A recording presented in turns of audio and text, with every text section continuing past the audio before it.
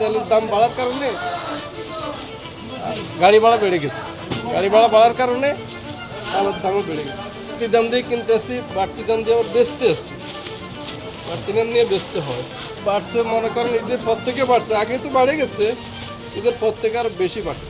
এটা তো বাড়তি কিনতেছি না, কিনতেছি মনে করেন গাড়ি ভাড়া ডেভারেজ দিতেছি বেশি, মানে তেলের সংকটের কারণে আগে যে গাড়ি ভাড়া ছিল তার চেয়ে গাড়ি ভাড়াটা বাড়তি না। দাম বেশি বেতন না, কিন্তু আমাদের কেয়ারিং খরচাটা বেশি হচ্ছে, কিন্তু আমরা কামাই করা আইতেছি না, লাভ নাই। যে দামে কিনা দেখা যায় ওই দামে বেতন লাগতেছে। বর্তমানে আমাদের ব্যবসা করা কঠিন অবস্থা হয়ে গেছে।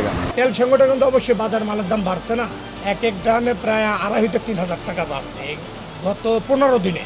এখন ঈদ ভাঙা বাজার, এখন আবার 2-4 আমাদের গোডাউনে যে স্টক ছিল এগুলো আমরা বিক্রি করার পরে এখন নতুন করে আমরা যখন ক্রয় করবো তখন বুঝতে পারবো।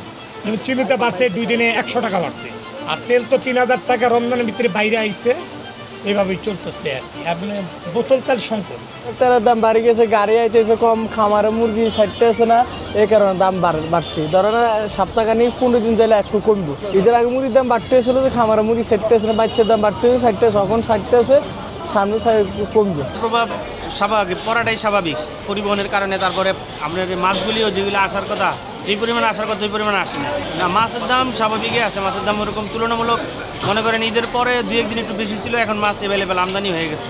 তেলের সংকটের মধ্যে তেমন একটা ভাব পড়ে না, আমরা আলাদা বলতে আছে বাড়া একটু বেশি নিচ্ছি আর কি।